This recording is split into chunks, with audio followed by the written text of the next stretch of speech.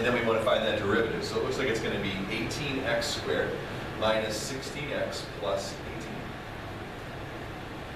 Voila!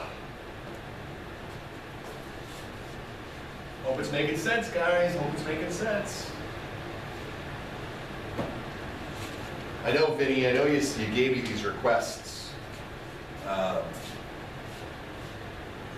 for some songs, but I'm going to be honest with you. All I do at home is referee between dogs. Okay, so I'm always pushing one way, but I don't have time to do the videos at home anymore. So I'm stuck getting here before school or during my free block and doing those. So I apologize if they're not as entertaining. I don't know if Alexa would work here. If Alexa would work here, I guess I could bring it. But derivatives of trig functions. Easy. Easy. Okay? This is something that you don't have to memorize. All you have to do is use one of those reference sheets that I gave you. This is not a reference sheet, but I gave you a reference sheet from the inside cover of the book. I believe it's also on the first inside cover. Okay, the trig stuff that we were doing in the past was in the back of the book. I think this is in the front cover of the book.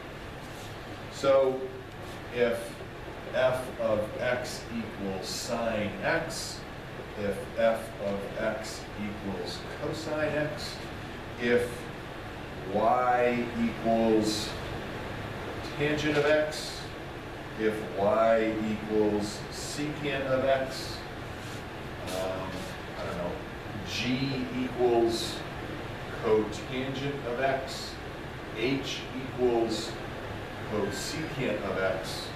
Do I have them all? 1, 2, 3, 4, 5, 6, I think so. All right, so if the derivative of sine is cosine, the derivative of cosine is negative sine. You can say, well, how come that, I don't know. They tell me. It's in the formulas. I don't spend any time thinking about this. I don't even have these memorized. Because every time I have you do them, you use the formula sheets. Every time that I do them, I use the formula sheets. I don't think a college professor is going to make you memorize these. I just don't. So the derivative of tangent x, so I'll use some notation here, dy dx equals secant squared x. And the derivative of secant x is secant x times tangent of x. Why? I don't know. And the derivative of cotangent, we'll say that's g prime, is negative cosecant squared x. And this one we'll say dh dx. The derivative of cosecant is negative cosecant x times cotangent x. Okay, so there are your trig formulas. You now have them in your notes. You can always use those reference sheets unless you have a filing system like Austin, who he has just everything in this huge stack and he's like flipping through. Austin, you need a better system, man. That's why I said 3-ring binder. All right, so let's say we had these. Y equals 2 sine x. Y equals sine x over 2. Y equals x plus cosine x. Do I have any more?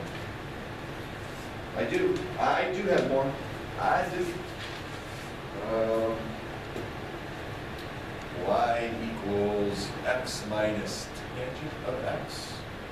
Y equals 1 minus secant squared x. No, that's not. That was the answer. Whoops. All right, here we go. So, what is, I got everything on the board, I don't need my paper. What is the derivative of sine? The derivative of sine is cosine. So if I have this, my derivative, my dy dx, is going to be 2 cosine x. Okay? The derivative of sine is cosine. If it says 2 sine x, then it's going to be 2 cosine x. Makes sense, right? So for this one, I got to rewrite it. Can't have a fraction, but I can have 1/2 sine x. We know the derivative of sine is cosine. Okay? So this is going to be 1/2 cosine x. This one here, dy dx, the derivative of x is 1. The derivative of cosine is negative sine. So this is going to be 1 minus sine of x. We go over here, we have another one, dy dx, x minus tangent x, the derivative of x is 1. Now the derivative of negative 1 tangent x. So if this is negative, if it's derivative of tangent x is secant squared, but it's negative, this is going to be minus secant squared x. That might be one of your identities, I don't know. All right, the shortcut. You're welcome. You're very, very welcome. I hope you enjoy the shortcut.